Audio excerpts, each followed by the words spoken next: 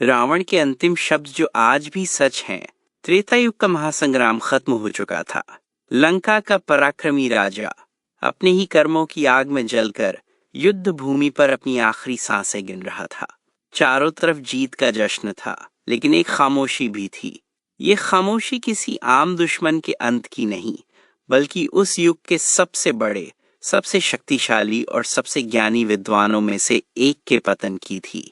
लेकिन क्या आप जानते हैं कि रावण ने मरते मरते लक्ष्मण को जीवन के 3 सबसे बड़े सबक सिखाए थे?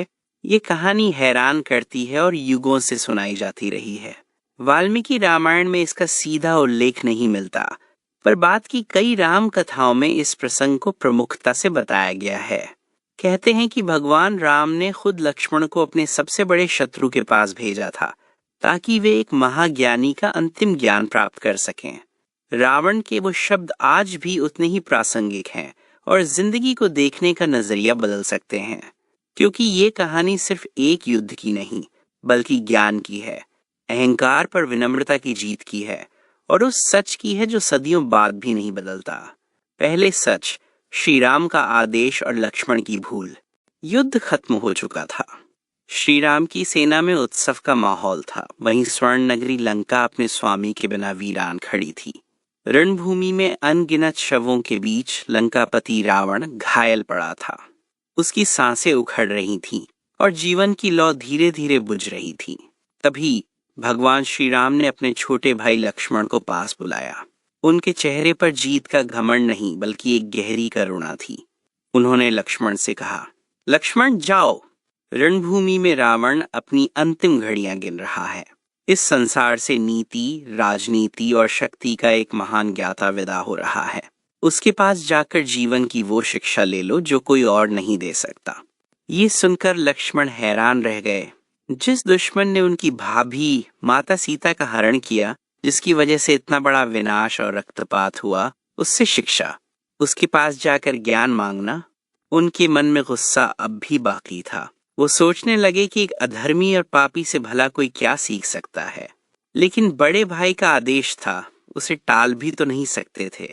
भारी मन से वो उस तरफ चल पड़े जहां लंकेश पड़ा था। लक्ष्मण एक विजेता के भाव के साथ रावण के सिर के पास जाके खड़े हो गए और इंतजार करने लगे कि रावण कुछ कहेगा, कोई ज्ञान देगा। पर रावण चुप रहा। उसने अपनी आंखें तक नहीं खोली। लक्ष्मण ने कुछ और देर इंतजार किया, पर कोई जवाब नहीं मिला। उन्हें लगा कि रावण अपने अहंकार में अब भी चूर है और मरते हुए भी कुछ बताना नहीं चाहता। निराश और थोड़े गुस्से में लक्ष्मण वापस श्री राम के पास लौट आए और बोले, प्रभु, वो तो कुछ बोल ही नहीं रहा। मैं इतनी देर खड़ा रहा, पर वो तो मौन है। दूसरा सच, विनम्रता का पाठ। श्री राम ये सुनकर बस मुस्कुरा दिए। शायद वो जानते थे कि ऐसा ही कुछ होगा।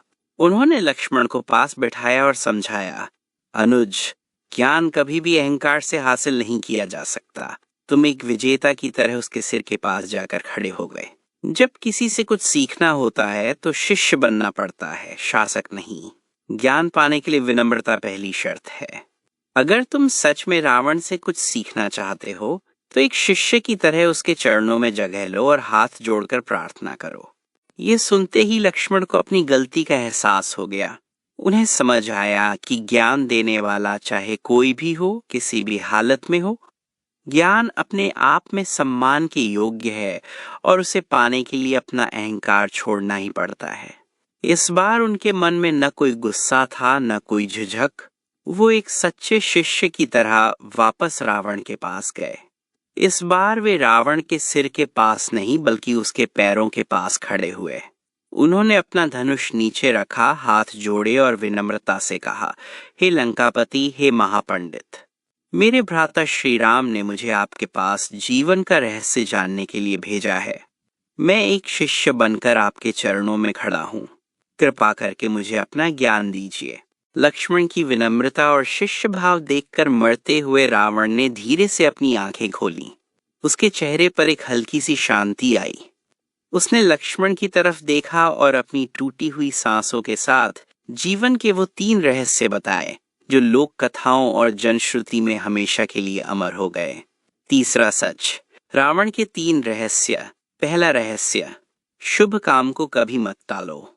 रावण ने धीमी और भारी आवाज में कहा, लक्ष्मण, मेरे जीवन की सबसे बड़ी गलती और मेरा पहला सबक यही है कि अच्छे काम को करने में कभी देर नहीं करनी चाहिए और बुरे काम को जितना हो सके टाल देना चाहिए। इसी को कहते हैं शुभस्य शीघ्रम। रावण ने आगे समझाया, कहा जाता है कि मेरे मन में कई अच्छे विचार आए थे। मैं स्वर्ग तक सीढ़ियां बनाना चाहता था ताकि हर कोई देवलोक जा सके। मैं समुद्र के खारे पानी को मीठा करना चाहता था ताकि पीने के पानी की कभी किल्लत न हो। मैं सोने में सुगंध डालना चाहता था। ये सब अच्छे काम थे, पर मैं हमेशा इन्हें कल पर टालता रहा। मैं सोचता था कि मेरे पास बहुत समय है, इन कामों को बाद में कर लूंगा। लेकिन बुरे कामों को करने में मैंने एक पल की भी देरी नहीं की। सीता हरण का ख्याल मन में आया और मैंने उसे फौरन कर डाला। उसका नतीजा आज तुम्हारे सामने है। उसने एक गहरी सांस लेकर कहा, मैं भगवान राम को पहचान तो गया था, पर उनकी शरण में आने का शुभ काम टालता रहा। मेरा अहंकार मुझे रोकता रहा। अगर मैंने ये शुभ काम समय पर कर लिया होता तो आज मेरा, मेरे कुल का और मेरी इस सोने की लंका का ये हश्र न होता। ये सबक आज भी उतना ही सच्चा है। हम अक्सर अपनी जिंदगी में अच्छे कामों को टालते रहते हैं। सेहत का ध्यान रखना, किसी से माफी मांगना, कोई नई चीज सीखना या परिवार को वक्त देना, इन सब के लिए हम सही समय का इंतजार करते हैं और आखिर में समय हाथ से निकल जाता है। रावण की पहली सीख यही है कि अच्छे काम के लिए हर पल सही है, उसे तुरंत कर डालो। दूसरा रहस्य, अपने दुश्मन को कभी कमजोर मत समझो। रावण ने अपनी दूसरी सीख बताते हुए कहा, लक्ष्मण, मेरी दूसरी और सबसे घातक भूल ये थी कि मैंने अपने शत्रु को खुद से कम आंका। मैंने हमेशा उसे छोटा और कमजोर समझा। मैंने ब्रह्मा जी से वरदान में मांगा था कि कोई देवता, दानव, यक्ष या गंधर्व मुझे न मार सके। उस वरदान में मैंने मनुष्य और वानर का नाम नहीं लिया, क्योंकि मैं उन्हें इतना तुच्छ समझता था कि मैंने कभी सोचा ही नहीं कि वे मेरा कुछ बिगाड़ पाएंगे। यही मेरा सबसे बड़ा अहंकार था। मैंने तुम दोनों भाइयों को साधारण तपस्वी समझा। तुम्हारी वानर और भालुओं की सेना देखकर मेरा मन उनका मजाक उड़ाता था। मैंने सोचा, ये मामूली जीव मेरी अजय राक्षस सेना और सोने की लंका का क्या कर लेंगे। मैंने हर कदम पर तुम्हें छोटा समझा और यही मेरी हार की सबसे बड़ी वजह बना। याद रखना, एक छोटी सी चींटी भी एक विशाल हाथी की मौत का कारण बन सकती है। इसलिए अपने दुश्मन या चुनौती को कभी कम मत समझना। ये सीख आज के दौर में भी उतनी ही सटीक है। चाहे बिजनेस में कोई नया खुसेंग हो, जिंदगी में आई कोई छोटी सी बीमारी हो या रिश्तों में एक छोटी सी खटपट, जब हम उसे छोटा मानकर अनदेखा करते हैं तो वही एक दिन हमारे पतन का कारण बन जाती है। रावण का ये सबक सिखाता है कि हद से ज्यादा आत्मविश्वास और दूसरों को कम आंकना बर्बादी का सीधा रास्ता है। तीसरा रहस्य, अपना सबसे बड़ा राज किसी को मत बताओ। आखिर में रावण ने अपनी सबसे निजी और दर्दनाक गलती का राज खोला। उसने कहा, लक्ष्मण, मेरा तीसरा और अंतिम सबक ये है कि अपनी सबसे बड़ी कमजोरी या अपना सबसे गहरा राज कभी किसी को मत बताना, फिर चाहे वो इंसान तुम्हारा कितना भी करीबी या भरोसेमंद क्यों ना हो।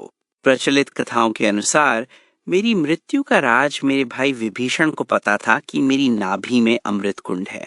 जब तक वो नहीं सूखता मुझे कोई मार नहीं सकता था। ये मेरा सबसे बड़ा राज था।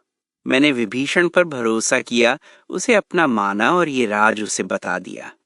जब उसने मेरा साथ छोड़ा तो वो अपने साथ मेरा राज भी ले गया। उसी ने तुम्हारी सेना को मेरी मौत का तरीका बताया। अगर ये राज गुप्त रहता तो आज इस युद्ध का नतीजा कुछ और होता। जिस पर तुम सबसे ज्यादा भरोसा करते हो वही इंसान तुम्हारी सबसे गहरी चोट की वजह बन सकता है, अगर उसे तुम्हारी कमजोरियां पता हो। ये बात सुनने में कठोर लग सकती है, पर इसमें जीवन की एक गहरी सच्चाई छिपी है। आज के समय में जहां हम अपनी हर छोटी बड़ी बात दुनिया के साथ साझा करते हैं, रावण की ये सीख एक बड़ी चेतावनी है। इसका मतलब ये नहीं कि हम किसी पर भरोसा न करें, बल्कि ये है कि हमें बुद्धि से काम लेना चाहिए। कुछ बातें, कुछ कमजोरियां और कुछ राज सिर्फ अपने तक ही सीमित रहने चाहिए। ये कहकर रावण शांत हो गया। उसका शरीर युद्ध हार चुका था, लेकिन मरते मरते वो अपने ज्ञान से लक्ष्मण को और हम सबको एक अमूल्य सीख दे गया। रावण का अहंकार उसे ले डूबा, लेकिन उसका ज्ञान आज भी अमर है। उसकी ये 3 सीखें: शुभ काम में देरी न करना, शत्रु को छोटा न समझना और अपना राज गुप्त रखना, आज भी हमारी जिंदगी के हर मोड़ पर हमारा मार्गदर्शन कर सकती हैं। ये कथा हमें सिखाती है कि ज्ञान कहीं से भी मिल सकता है, बस उसे पाने के लिए मन में विनम्रता होनी चाहिए। अगर आपको रावण के ये 3 ज्ञान सूत्र जीवन के लिए उपयोगी लगे तो अपनी आस्था प्रकट करने के लिए कमेंट में जय श्री राम अवश्य लिखें। ऐसी ही ज्ञानवर्धक और प्रेरणादायक कहानियों के लिए हमारे चैनल को सब्सक्राइब करना ना भूलें। इस वीडियो को अपने दोस्तों और परिवार के साथ साझा करें ताकि ये सनातन ज्ञान उन तक भी पहुंच सके।